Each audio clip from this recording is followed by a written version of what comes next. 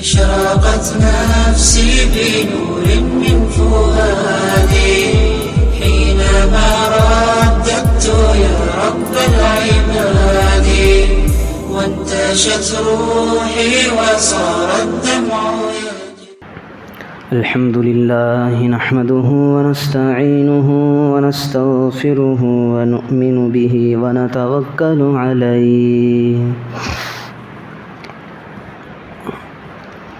ونعوذ بالله من شرور أنفسنا ومن سيئات أعمالنا من يهده الله فلا مضل له ومن يضلله فلا هادي له ونشهد أن لا إله إلا الله وحده لا شريك له ونشهد أن سيدنا وسندنا ونبينا وحبيبنا ومولانا محمدا عبده ورسوله. أما بعد فقد قال الله تبارك وتعالى في كلامه المجيد والفرقان الحميد بعد أعوذ بالله من الشيطان الرجيم بسم الله الرحمن الرحيم إن الذين قالوا ربنا الله ثم استقاموا تتنزل عليهم الملائكة ألا تخافوا ولا تحزنوا وأبشروا بالجنة التي كنتم توعدون. وقال النبي صلى الله عليه وسلم الدنيا سجن المؤمن وجنة الكافر أو كما قال صلی اللہ علیہ وسلم. لائق ست تعظیم و تکریم مہمانان اعظام، بزرگان محترم، معزز حاضرین مجلس،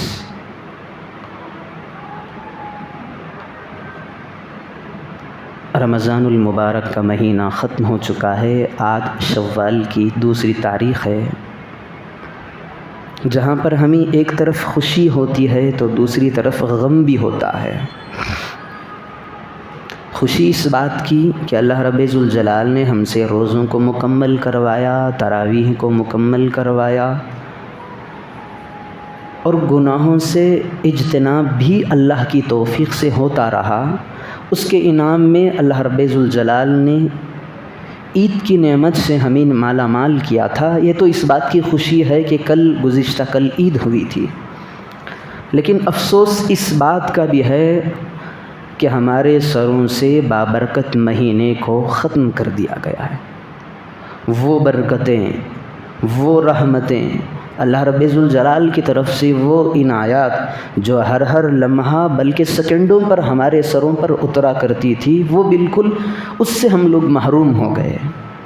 یہ تو بڑے افسوس ہی کی بات ہے. خوشی تو وقتی طور پر ہے، کچھ اچھے کپڑے پہن لیے، کچھ کھانے کھا لیے، سفر ہوا، گاڑیوں پہ سواریوں پہ بیٹھے، ایک جگہ سے دوسری جگہ جا کر کے واپس آ گئے، شام ہوئی تو خوشی ختم.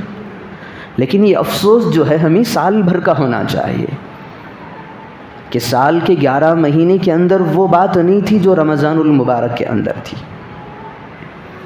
میں سمجھتا ہوں کہ ہر بندے کو اس کا افسوس ہوتا رہے گا کہ جس طرح روزوں کا حق ہم سے ادا ہونا تھا ہم نے ادا کر نہیں پائے. بظاہر ہم نے تو روزہ رکھا ہے، لیکن روزوں کے اندر جن کاموں سے بچنے کی تاکید شریعت نے ہمیں دی تھی اس میں ہم سے بہت کوتاہی ہوئی. کانوں کی حفاظت صحیح طور سے نہیں ہوئی، آنکھ غلط چیز دیکھنے کو کہا گیا تھا، منع کیا گیا تھا، لیکن بار بار دیکھتی رہی. وساوس دلوں کے اندر آتے رہے، برے خیالات یہ پیدا ہوتے رہے، اور دنوں میں بھی ہو رہے ہیں، رمضان المبارک میں بھی ہو رہے ہیں. تو ہم میں سے ہر بندے کو اس بات کا افسوس ہونا تو ضرور ہے کہ جس طرح ہم نے روزوں کو نہیں رکھا، کما حقہ ہم نے ادا نہیں کیا. لیکن 4 چیزیں ایسی ہیں کہ اگر بندہ ان 4 چیزوں کو اپنی زندگی کے اندر لاتا ہے تو جس طرح رمضان المبارک کے جو اندر ہمیں توفیق ملتی رہی اللہ رب ذوالجلال کی طرف سے، وہ سال بھر برقرار رہے گی، اللہ سے امید ہے۔ 4 باتیں ہیں جو بندہ سمجھتا ہے کہ مجھے رمضان کو سال بھر کی طرح بنانا ہے، پورے 11 مہینے میں بھی میں رمضان کی طرح گزاروں، تو اللہ رب ذوالجلال سے امید ہے کہ جو بندہ 4 باتوں پر عمل کر لیتا ہے اسے سال بھر کے اندر وہی توفیق ملتی ہے جو رمضان المبارک میں ملی تھی۔ ان میں سب سے پہلی چیز شکر کا مادہ ہونا چاہیے۔ اللہ رب ذوالجلال خود اپنے کلام میں فرماتا ہے لَإِن شَكَرْتُمْ لَأَزِيدَنَّكُمْ وَلَإِن كَفَرْتُمْ إِنَّ عَذَابِي لَشَدِيدٌ، کہ میرے پیارو، میرے بندو، شکر کو اپنے دلوں کے اندر پیدا کرو۔ شکر کس بات کا ہے؟ روزوں کو ہم نے رکھا ہے، تراویح کو ہم نے مکمل پڑھی ہے، صدقات ہم نے دیے ہیں، زکوٰۃ ہم پر واجب تھی ہم نے ادا کیا اللہ کی توفیق سے، صدقہ فطر ہم پر ضروری تھا ہم نے اس کو بھی ادا کر دیا۔ اس بات کا یہ بھی شکر کرنا چاہیے کہ ہم میں سے کتنے بندے ایسے ہیں اللہ رب ذوالجلال نے ان کے دلوں کے اندر سے رمضان کی محبت ہی کو ختم کر دیا تھا۔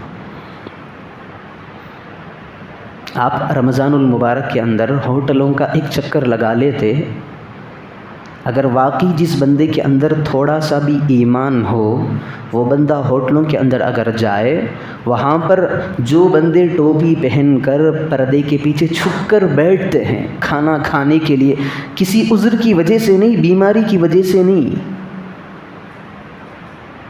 بہت بہتر ہے، صحت اس کی وفا کر رہی ہے، پھر بھی ہوٹل کے اندر بیٹھ کر کے کھانا کھا رہا ہے، اس کے چہرے پہ تھوکنے کا من کرتا ہے۔ جس کے دل کے اندر ایمان کی چنگاری ہو، میں اس کی بات بتا رہا ہوں بھی۔ 1 مہینہ اللہ مانگ رہا ہے ہمارے انعامات میں اضافے کے لیے، ہم پر اللہ پر ہم کوئی احسان نہیں کر رہے، ہاں اللہ ہم پر احسان کر رہے، ہمیں روزہ رکھنے کی توفیق دے رہا ہے۔ تو بہت سارے لوگ ایسے بھی آپ کو ملیں گے، چھپ چھپ پر کھاتے پھریں گے ہوٹلوں کے اندر۔ دیکھنے کو یہ بات ملتی ہے، ہم بارہا سنا بھی کرتے ہیں، اللہ رب ذوالجلال جو غیروں کے اندر، غیر کافر ہے، مشرک ہے، اللہ کے علاوہ کو معبود مان رہا ہے، اس کے اندر جتنی قدر رمضان المبارک کی ہوتی ہے، قسم خدا کی ہمارے مسلمانوں میں آ جائے تو اللہ رمضان ہی سے پہلے مغفرت کر دیتا ہے بندوں کی۔ کافروں کے یہاں جائیں، غیر مسلم بھائیوں کے جہاں جائیں، خود وہ یہ احترام کرتے ہیں کہ اپنی ہوٹلوں پر پردے لٹکائے ہوتے ہیں۔ کیوں؟ رمضان المبارک کا مہینہ ہے، ہم جو یہاں پر بیٹھ کر کے کھانا کھاتے ہیں باہر والوں کو نظر نہ آئے، مسلمان کو نظر نہ آئے۔ کس قدر مسلمان، یہ بستیاں، مسلم معاشرہ تباہ و برباد ہوتا جا رہا ہے، یہ ہم مسلمان ہمارے بھائی ہوٹلوں میں دن دناتے کھا رہے ہیں کھلم کھلا، اور شرم کے مارے ہمارا غیر مسلم بھائی ہوٹلوں پر پردے لٹکا رہا ہے۔ کس قدر بے حسی آ چکی ہے مسلمان۔ تو میں بتا رہا تھا ایسے بھی آپ کو بندے ملیں گے رمضان میں کھاتے پھریں گے، سب سے پہلے شکر ادا کرنا چاہیے کہ اللہ تو نے مجھ سے ٹوٹی پوٹی عبادتیں ہی صحیح، روزے ٹوٹے پوٹے ہی صحیح، تراویحاں ٹوٹی پوٹی نیتوں سے ہی صحیح، عبادات جتنے کرنے تھے ہم سے نہیں ہو سکے، ان کو جو تو نے اپنی بارگاہ میں قبول کر لیا ہے، ہم سے عبادتوں کو لے لیا ہے، یہ بھی تیرا بہت بڑا شکر ہے۔ سب سے پہلی چیز شکر۔ جتنی ہماری عبادتیں ہو گئیں، اللہ سے امید ہے کہ اللہ ان عبادتوں کو اپنی بارگاہ میں قبول کر لے گا، یہ اللہ سے امید ہے، بلکہ یقین بھی ہونا چاہیے ایک مسلمان کو۔ تو 4 باتوں میں سے پہلی بات یہ ہوئی کہ شکر اپنی زندگی کے اندر لانا ہے۔ دوسری بات محاسبہ نفس ہے۔ محاسبہ نفس کسے کہتے ہیں؟ ہر وقت اپنے آپ کا جائزہ لینا ہے۔ دیکھیں دنیاوی کاموں میں ہم پڑے رہتے ہیں، انویسٹنگ ہوئی، مال میں نے وہاں پر لے جا کر کے ڈالا، میں نے کتنے دیے، کتنا منافع میرے ہاتھ آیا، نفع میں کتنی چیزیں آئی۔ ہم نے گھروں کے اندر اپنے بڑوں کو دیکھا ہوگا جیسے ہی کاروبار ختم ہوتا ہے، تجارت ختم ہوتی ہے، دکان بند ہوتا ہے، گھروں میں آ کر شام میں بیٹھ کر کے روپیوں کا گٹا اٹھاتے ہیں، اٹھا کر کے دیکھتے ہیں صبح میں جب نکل رہا تھا گھر میں دکان کے لیے تو اتنے تھے، اب کتنے نفع آئے، کتنی نوٹوں کا اضافہ ہوا میری کمائی میں۔ یہ حساب ہے دنیا کا، تجارت کا حساب ہے، مال کا حساب ہے۔ اس طرح اپنی زندگی کا حساب لگانا ہے۔ میں نے رمضان اللہ نے مجھے عطا کیا تھا، میں جو اللہ نے مجھے موقع دیا میں تو اعمال کے اندر اپنے آپ کو لگاتا رہا، کوتاہیاں کس موقع پر مجھے ہوئی ہیں۔ کہیں ایسا ہوا کہ رمضان المبارک میں ایک دن کا میری قرآن کریم کی تلاوت ناغہ ہوئی، یا نوافل چھوٹ گئے، یا کچھ ایسا ہوا، اپنے آپ کا حساب۔ اور یہ محاسبہ جو نفس ہے، اپنے نفس کے ساتھ حساب کتاب کا معاملہ سال بھر ہونا چاہیے۔ آج میری دنیا کے اندر اتنی ترقی ہوئی، میرے دینی معاملات میں آج کا دن، آج روز جمعہ ہے، آج کا دن شام کے بعد جب ہم بستر پر لیٹنے کے لیے جائیں، تھوڑی دیر 2 منٹ کے وقفہ نکال لیں، نکال کر کے سوچیں میں نے تو دنیا کما لیا، اس کا حساب لگا لیا، اب آخرت میں میری جو فرض نمازیں تھیں میں نے وقت پر کتنی پڑھی، یا کتنی میرے ذمے میں باقی رہی، نوافل کتنے چھوٹے ہیں، میری قرآن کی کریم کی تلاوت 2 آیتوں کی تلاوت آج کے پورے دن میں میری ہوئی بھی یا نہیں، اگر نہیں ہوئی تو پھر حساب لگائیں آج کی میری زندگی بیکار ہے۔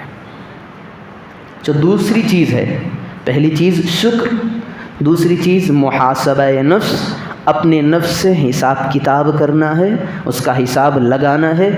دینی معاملات کے اندر نمبر 3 پر ہے استقامت کی دولت ہے۔ اچھا، اس کے اندر ایک چیز صبر بھی ہے، ہر معاملات کے اندر صبر ہونا ہے۔ اور ایک چیز آخر میں آتی ہے استقامت۔ استقامت کسے کہتے ہیں؟ استقامت یہ نہیں کہ ایک آدمی کام کرنے لگ جائے، ہر دن وہی کام کرتا رہے۔ دینی معاملات کے اندر استقامت کہتے ہیں جو بندہ دینی کاموں کو کر رہا ہے وہ اسی کام پر کرتا رہے، آگے بھی بڑھتا رہے۔ مثال کے طور پر یوں سمجھیں کہ ایک بندہ روزانہ 2 رکعت نفل پڑھ رہا ہے، اب ہر دن 2 ہی رکعت وہ نفل پڑھ رہا ہے، اسے استقامت نہیں کہتے۔ ہم سمجھتے ہیں استقامت روزانہ میں 4 آیتیں قرآن کریم کی تلاوت کر رہا ہوں، دوسرے دن بھی قرآن کریم کی 4 آیتیں تلاوت ہو رہی ہیں، تیسرے دن بھی 4 ہی آیتوں کی تلاوت ہو رہی ہے۔ یہ استقامت نہیں ہے، اسے کہتے ہیں روٹین، روزانہ کا معمول ہے۔ استقامت کہتے ہیں اس چیز کو پابندی سے کرنا، اس عمل کے اندر بڑھوتری کا ہونا، اسے استقامت کہتے ہیں۔ ہاں، 4 دن میں نے 2 رکعتیں نوافل پڑھی، 5ویں دن کے اندر اللہ رب ذوالجلال کی توفیق سے میری نمازیں ڈبل ہو گئیں، 4 رکعت نفل ہو رہے ہیں، پھر 4 دن کے بعد میرا معمول 6 رکعت نماز پڑھنے کا ہو گیا، اسے استقامت کہتے ہیں۔ استقامت اپنی زندگی کے اندر لانے کے لیے بہت ساری چیزوں کی ضرورت پڑتی ہے۔ پہلی چیز یہ استقامت کو لانے کے لیے اللہ رب ذوالجلال سے دعا کرتے رہنا ہے۔ اچھا، ہم جو دعا مانگتے ہیں روزانہ کی بیس اور بنیاد پر، شام میں اللہ رب ذوالجلال سے مغرب کا وقت ہو یا فرض نمازوں کے بعد ہو، دعاؤں کے اہتمام میں ان باتوں کا خاص خیال رکھیں۔ اس دعا کو چننا چاہیے جو قرآن کریم کی ہو، اس کے اندر بہت زیادہ اثر ہے۔ دیکھیں، میں نوکری کی تلاش میں ہوں، ایک تجارت میں کرنا چاہتا ہوں، بڑی آفس جوائن کرنا چاہتا ہوں، کسی بڑے آدمی کے پاس میں جاؤں، ایک بندے کے پاس میں نے گیا تو اس بندے نے کہا کہ بھائی آپ کو یہاں پر جوائن کرنا ہے، ڈیوٹی کرنی ہے تو ایک درخواست لکھ کر کے دیں۔ اب مجھے سمجھ نہیں آ رہا کہ درخواست لکھوں تو کیسے لکھوں، اب وہاں قانون ہے میں درخواست دوں گا تو میری انٹری ہوگی ورنہ نہیں۔ اب میں پوچھتا ایک آدمی کے پاس گیا، اس نے کہا کہ بھائی مینیجر اور یہاں کا بہت بڑا فلاں آدمی ہے، آپ اس کے پاس جائیں۔ اب میں بھٹکتا اس آدمی کے پاس پہنچا تو اس بندے نے میرے ساتھ بات کرنے کے بعد کہا آپ کو گھبرانے کی ضرورت نہیں، فوراً یہاں پر آپ کو موقع مل جائے گا خدمت کا، آپ کو کچھ زیادہ پاپڑ بیلنے کی ضرورت نہیں، میرا لکھا ہوئی میری طرف سے ایک چیز ہے اس کو نوٹ کر کے دے دے، بس قبول ہو جائے گی۔ اب بڑا بندہ کہہ رہا ہے کہ میں نے جو لکھا ہے اسی کو آپ نے لکھ کر کے دینا ہے، تو پھر ہماری نوکری پکی۔ تو سمجھے اسی طرح اللہ کا معاملہ ہے. اللہ بھی کہتا ہے تم مانگنا ہے مانگ لے، لیکن جو میں نے لکھ کر کے تجھے دیا ہے، مانگنے کا طریقہ جو میں نے تجھے سکھایا ہے، اگر اس کے طفیل سے تو مجھے مانگے گا تو تجھے اعمال میں جمع کرنا میری طرف سے طے شدہ پکی بات ہے. بہت ساری دعائیں ہیں قرآن کریم کے اندر. اس دعا کو ہر بندے کو یاد رکھنا چاہیے جو اللہ رب ذوالجلال نے بہت آسانی کے ساتھ ہم تک پہنچا ہے. بہت جامع دعا ہے. ربنا لا تزغ قلوبنا بعد اذ ہدیتنا. اے اللہ رمضان کے معاملے کے اندر تو نے ہمیں عبادت پہ جمع کے رکھا تھا، ہدایت پہ رکھا تھا، تلاوت بھی ہوتی رہی. کیسی ہدایت دی تھی اللہ نے؟ میں قسم اٹھا کر کے کہتا ہوں، ہم میں سے بہت بندے میرا ساتھ دیں گے میری اس بات کا کہ سال بھر میں، پورے سال کے 11 مہینوں میں ہم الف لام میم سے لے کر سورہ ناس تک نہیں پڑھتے. اگر کوئی پڑھ رہے ہوں تو اللہ رب ذوالجلال کا شکر ہے. عموماً عام لوگوں کی میجارٹی کی بات کر رہا ہوں، نہیں پڑھتے. کام دھندوں میں پھنسے ہوتے ہیں، مالی معاملات کے اندر پریشانی، گھریلو پریشانیاں، بیویوں کا ٹینشن، بچوں کا ٹینشن، پتہ نہیں کتنے ٹینشن ہوں گے. تو سال بھر میں 11 مہینوں کے اندر ہمیں الف لام میم سے لے کر سورہ ناس پڑھنے کی نوبت نہیں آتی. لیکن قسم خدا کی جو رمضان المبارک کا مہینہ ہے، اگر ہم گھروں میں قرآن نہ بھی پڑھیں تب بھی صرف تراویح میں آ جائیں، الف لام میم سے لے کر ناس تک سنیں، پورا قرآن ہم سال بھر جو نہیں پڑھتے وہ تراویح میں اللہ ہمیں دے رہا ہے. کتنی بڑی توفیق اللہ رب ذوالجلال کی طرف سے ہمیں ہوتی ہے. تو اللہ وہی سکھا رہا ہے، ربنا لا تزغ قلوبنا بعد اذ ہدیتنا وہب لنا من لدنک رحمہ. اے اللہ تو نے رمضان المبارک کے اندر جو ہمیں ہدایت سے نوازا تھا، ہر عمل پہ ہم جمے رہے، اب رمضان جیسے ہی چھوٹ جائے گا تو پھر اتنا بڑا لشکر شیاطین کا کھلم کھلا پھر جائے گا.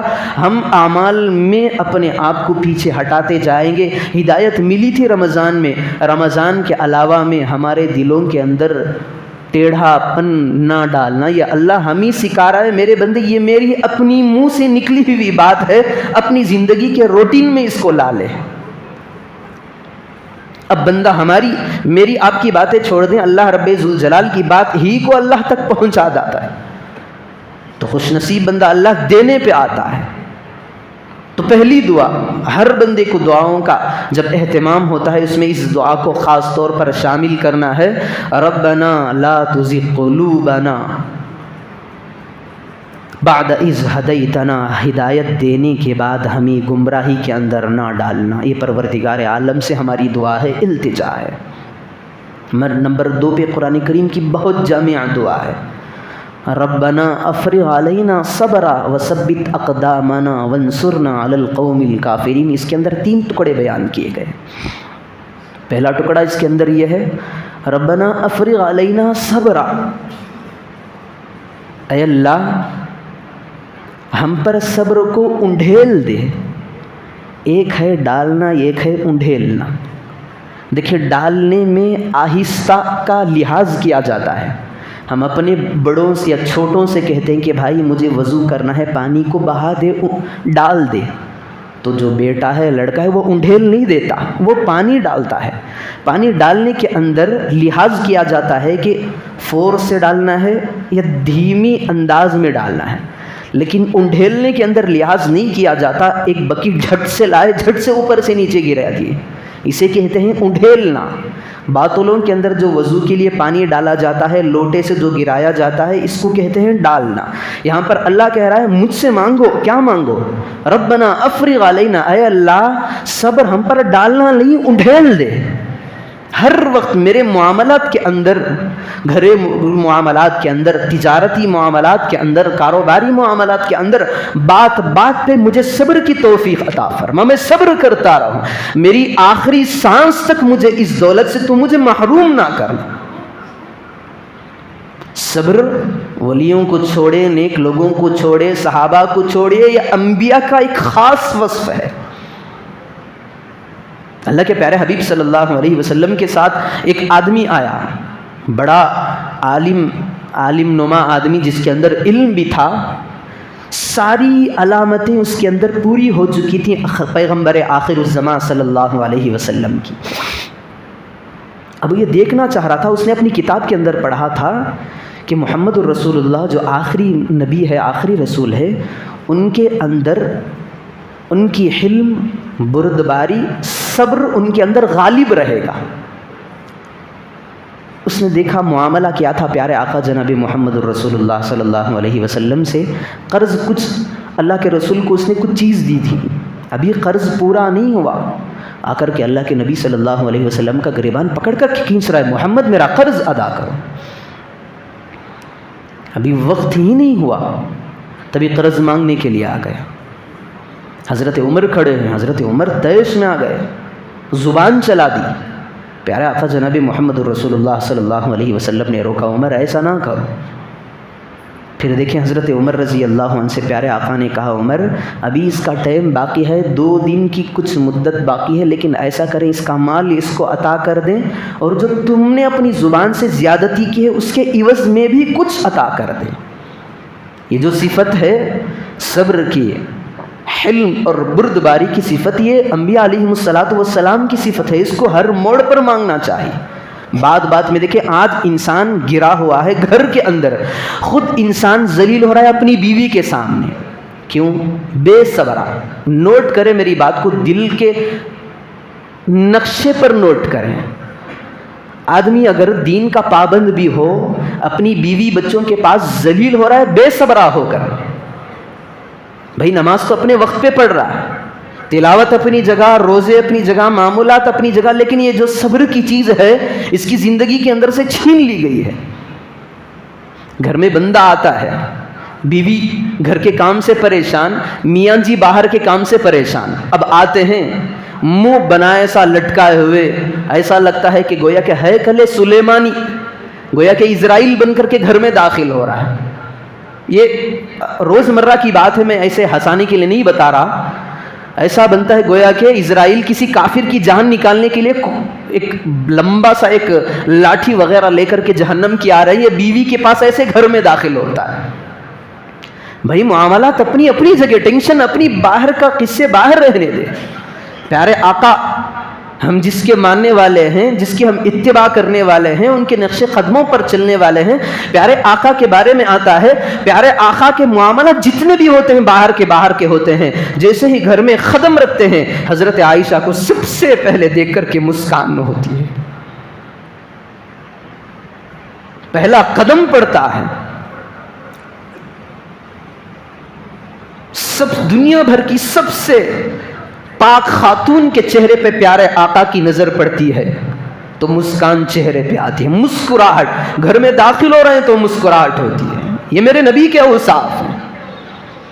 زمانہ کہتا ہے کہ یہ تو دیندار ہے، لیکن گھر والے نہ کہیں کہ یہ دیندار ہے تو وہ تو کمبخت اور بدنصیب ہے۔ مجھے آپ کہہ رہے ہیں کہ یہ تو ہمارا امام ہے، متقی ہے، پرہیزگار ہے، جب میرا گھر والوں کے ساتھ معاملے کے اندر انبن ہے تو میں کہاں کا بزرگ ہوں؟ وہ سنت گھر میں داخل ہونے کے وقت جو پیارے آقا کی تھی ہمارے زندگیوں کے اندر کیوں نہیں آ رہی؟ بھائی ٹینشن ہمیں بھی ہوتا ہے، گھر والوں کو بھی ہوتا ہے۔ گھر والی صبح سے لے کر کے شام تک کام کاج میں اپنے آپ کو لگاتی ہے۔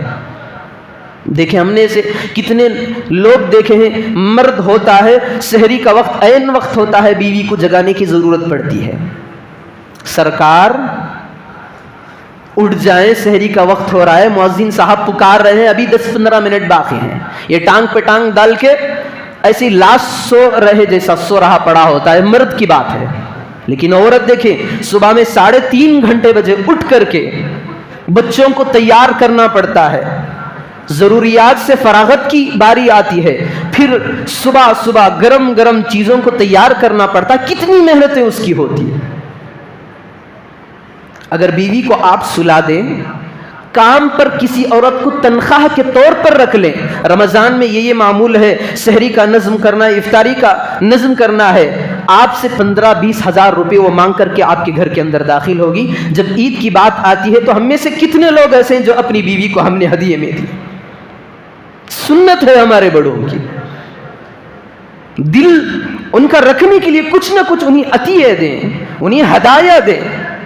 ہمارے بڑوں نے یہاں تک لکھا ہے. میں آپ کو یہ بات دیکھیں، ہماری جو دنیاوی معاملے ہیں ہم اس میں ترقی کرتے جا رہے ہیں، لیکن جو زندگی نبی کی ہے ہم اس سے دور ہوتے جا رہے ہیں. بزرگان دین کی بات میں آپ کو سنا رہا ہوں. ہمارے بزرگوں کا طریقہ یہ رہا ہے کہ دیکھیں ہر بندہ چاہتا ہے کہ میری بیوی کا معاملہ مجھ سے اچھا رہے، میری اولاد میرے تابع بن کر چلے. ان کے لیے ہم کچھ کریں گے تبھی تو وہ تابع بنیں گے. اگر ہم کچھ کرنے کے لیے انہیں تیار نہیں تو وہ ہمارے ہینڈ ور میں آنے کے لیے کہاں سے قبول کریں گے؟ ہر بندے کی یہ خواہش ہوتی ہے. باپ سچتا ہے، باپ کی یہ سوچ ہوتی ہے کہ میرے بچے میرے تابع ہو جائے، میری بیوی میری تابع ہو جائے، دنیا والوں کی مجھے کسی کی خبر نہ رہی تو کوئی فرق نہیں، میرے گھر والے میرے مان کر چلے. سب سے بڑی بات ہے یہ.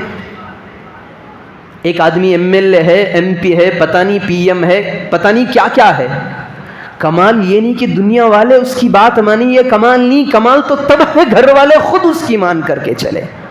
اب اس کے لیے نسخہ کیا ہے؟ ہمارے بڑوں کی ترتیب ہے. ہمارے بزرگان دین جو دین پر چلنے والے ہیں، متبع سنت ہیں، سنت کی پاس و لحاظ کرنے والے، ان کا طریقہ، ان کی بات میں آپ تک پہنچا دینا میں اپنا فرض سمجھتا ہوں کہ گھر کا ماحول کیسے برقرار رکھے پرسکون. سب سے پہلی بات میں کر رہا تھا، گھر میں جب بندہ داخل ہوتا ہے تو اپنے آپ کو اسرائیل بنا کر کے اندر جاتا ہے. اس کو چھوڑ دے، یہ مردانگی نہیں ہے. میں گھر میں جاؤں تو میری بیوی دبک کر کے اندر کوٹیوں کے اندر چلے، قسم خدا کی یہ مردانگی نہیں ہے. مردانگی وہ ہے جو میرے آقا کی سنت ہے. میرے آقا کی سنت کیا ہے؟ ایک طرف میرے آقا کہہ رہے اپنے صحابہ سے، میرے اندر اللہ نے اتنا رعب رکھا ہے کہ اگر میں چلتا ہوں راستوں کے اندر تو 1 مہینے کی مسافت کی دوری پر میرا رعب کفار کے دلوں کے اندر پڑتا ہے. اگر 1 مہینہ کافر دور بھی ہو تو میرے اندر اللہ نے اتنی حیبت رکھی ہے، اتنی مردانگی رعب رکھا ہے کہ اس تک میرا رعب کا اثر اس تک پڑتا ہے. یہ مردانگی ہے. اور نبی کی کیفیت کیا ہوتی ہے گھر میں جانے کی؟ مسکراہٹ، چہرے پہ مسکان ہوتی ہے، چہرہ بالکل کھلا ہوا ہوتا ہے. پہلی نظر جب اپنی محبت پہ پڑتی ہے تو حضرت عائشہ بھی مسکرا اٹھتی ہے، پیارے آقا بھی مسکرا اٹھتے ہیں. یہ اصل چیز ہے. نمبر 2 پہ آئے. دیکھیں میرا مضمون کچھ اور تھا، بہت کچھ بتانے کا تھا، لیکن وقت کے اندر بھی بے وفائیں ہیں، بات کے اندر بھی بے وفائیں، مضمون کہیں سے کہیں نکل جاتا ہے. الغرض جو میں بات چلا رہا ہوں اسی کو ختم کر دیتا ہوں چند منٹوں کے اندر. تو میں بتا رہا تھا پہلی چیز گھروں کے اندر داخل ہوں، بات شروع ہوئی تھی صبر سے. ربنا افرغ علینا صبرا وثبت اقدامنا، اے اللہ صبر انڈھیل دینا. صبر ہم باہر تو برداشت کر لیں، گھروں کے اندر بالکل برداشت نہیں. تبھی تو گھروں کے اندر قصے الٹ رہے، بیوی شوہر سے روٹ رہا ہے، شوہر بیوی سے روٹ رہی ہے، بچے کسی ایک کی سائیڈ میں ہو جاتے ہیں، یا تو ماں کے سائیڈ میں یا پھر باپ کے سائیڈ میں. پورا گھر کا معاشرہ تباہ و برباد ہو گیا صرف مرد کے اندر صبر نہ ہونے کی بنیاد پر. یہ بیس ہے، یہ بنیاد ہے. آپ اس کو دل کے اندر، دل کے نقشے کے اندر ٹھوس کر کے بٹھائیں. وہی بات میں بتا رہا تھا، صبح سے لے کر شام تک یہ ٹینشن میں ہوتی ہے مالکن، ادھر مالک کاروبار میں آ کر کی یہ ٹینشن، دونوں غصہ گھر پہ نکالتے ہیں تو زندگیاں کہاں سے بنتی ہیں، ٹوٹ جاتی ہیں، بکھر جاتی ہیں. کتنے بھی ٹینشن ہمارے ہوں، اگر باہر ہم نے کسی سے ہمارے لڑائی وغیرہ جھگڑے ہوں، وہ باہر ہے، دہلی سے باہر آنے تک اندر نہیں لانا ہے اس کو، ورنہ جو خوشی گھر کے اندر کی تھی باہر کی وجہ سے تباہ و برباد ہو جائے گی. تو سب سے پہلی چیز یہ، گھروں کے اندر داخل ہوں تو چہرے پر مسکان ہو. آدمی کو یہ نہیں سمجھنا ہے کہ بیوی میں جب آؤں تو آئے اس کے جو چہرے پہ پسینہ ہے اس کو پوچھنے لگے، اس کا ویلکم کرے. نہیں، اچھی عادتوں کو لے کر کے اندر داخل ہوں. پوچھیں بیوی سے کام، اپنی زبان میں جو بھی ہے. بعض لوگوں کی عادت ہو یہ بیوی سے آؤ جاؤ کا استعمال کرتے ہیں، بعض آ جا. ہم نے سنا ہے، میں نے اپنے ایک ساتھی قریبی دوست بڑے، ان سے پوچھا، ایک مرتبہ فون پہ بات کر رہے تھے، آ جا ایسے برس رہے تھے بیوی پہ جیسے آگ کے شعلے برستے ہیں. میں نے ان سے پوچھا، بھائی، میں نے مذاق میں ان سے کہا یہ کون سی لینگویج ہے؟ یہ حدیث والی لینگویج نہیں ہے، آجا والی تماشا ہے۔ تو انہوں نے کہا حضرت یہ جو لطف ہے آجا کے اندر، یہ تمہیں شادی ہونے کے بعد پتہ چلے گا۔ ایسا بھی ہوتا ہے بعض لوگ آجا کے اندر بھی انہیں مزہ آتا ہے، میں اس کی بات نہیں کرتا، آپ آجا کہیں بہتر ہے۔ آ کے ایک ساتھ میں ایک واو لگا لیں، آؤ، جا جا، بس اتنا سا سمپل ہے، جیسے ہی آپ کی زندگی۔ لیکن اس بات کا خاص خیال رکھیں کہ زندگی بہتر ہو۔ نمبر 1، گھر کے اندر جائیں تو اپنے آپ کو اسرائیل بنا کر کے نہ جائیں۔ نمبر 2، بیوی کی خدمت کے بارے میں پوچھے، تبھی تو آپ کو وہ پانی لے کر کے رکھے گی۔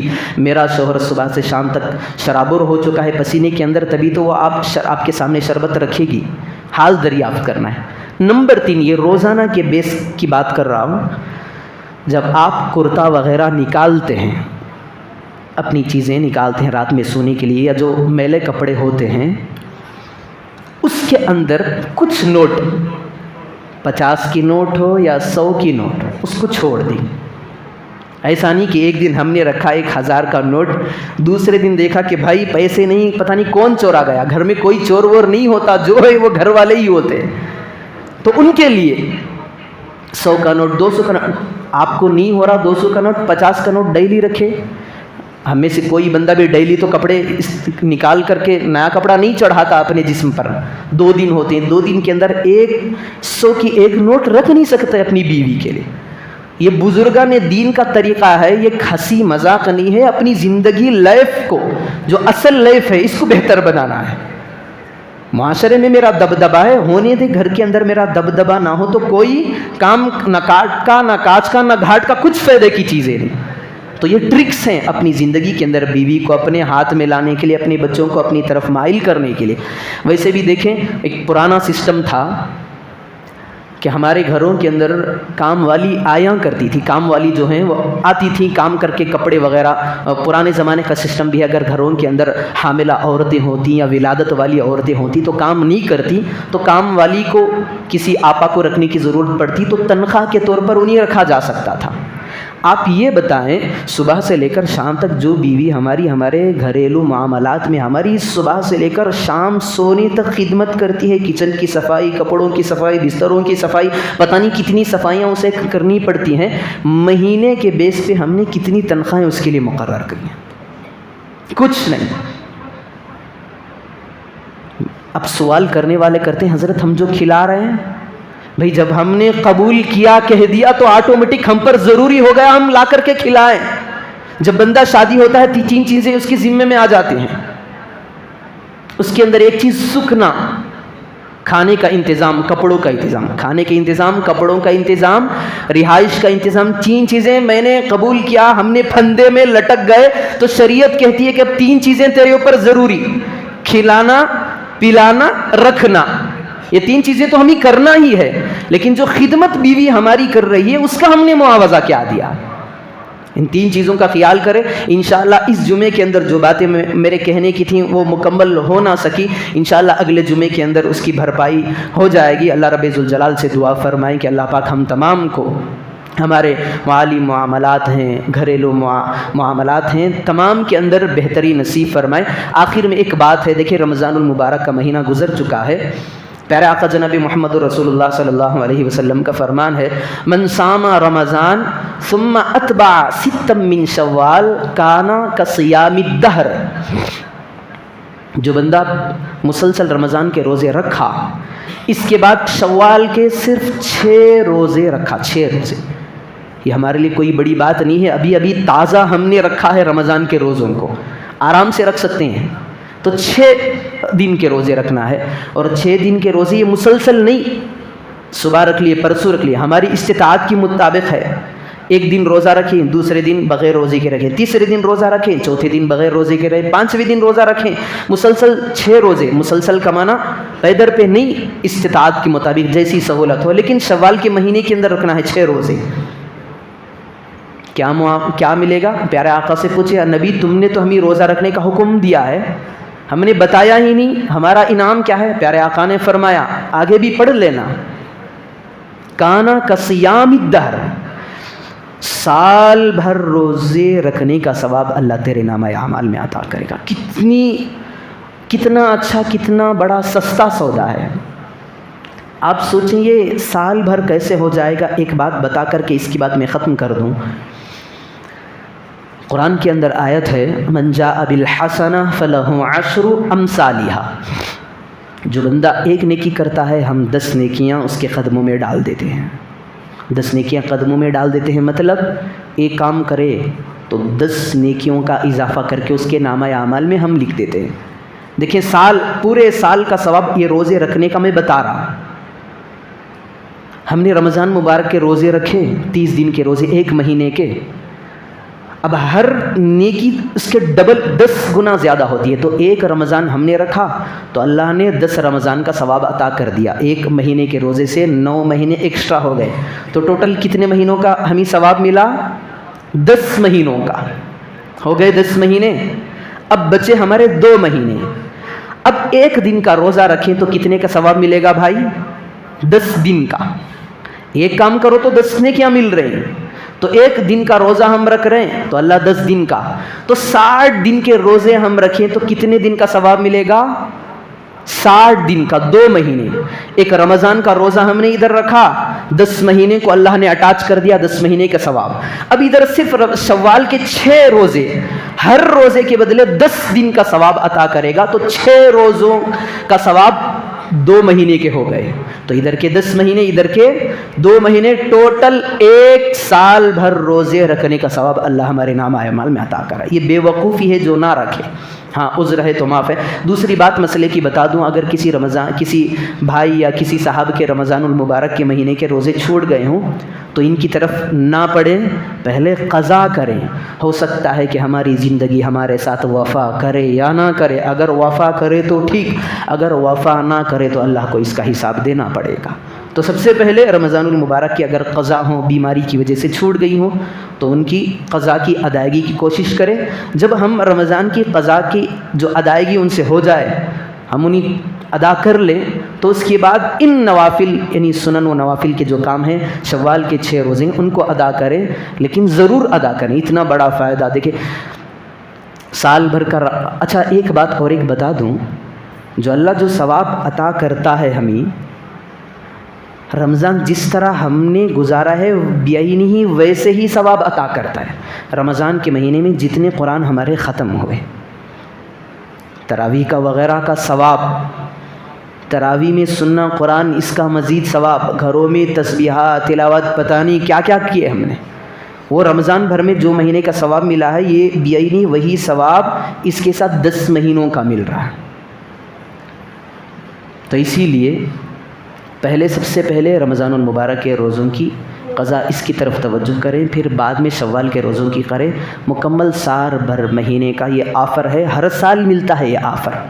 اب جو میں نے حدیث پڑھی اس کے اندر بھی یہی ہے، کانا کا صیام الدہر، زمانے بھر کے روزوں کا ثواب۔ اگر آدمی کوئی اپنا یہ معمول بنانے، سال میں معمول بنا لے، رمضان المبارک کے روزے پورے رکھے، شوال کے 6 روزے، اگلے سال رمضان کے پورے روزے رکھے، شوال کے 6 روزے، تو سال بھر موت تک کا ثواب ہمیں نامہ اعمال میں ملتا رہے گا۔ اللہ رب ذوالجلال سے دعا فرمائیں کہ اللہ پاک ہم تمام کو کہی ہوئی سنی ہوئی باتوں پر عمل کی توفیق عطا فرمائے۔ آمین۔ وآخر دعوانا ان الحمد للہ۔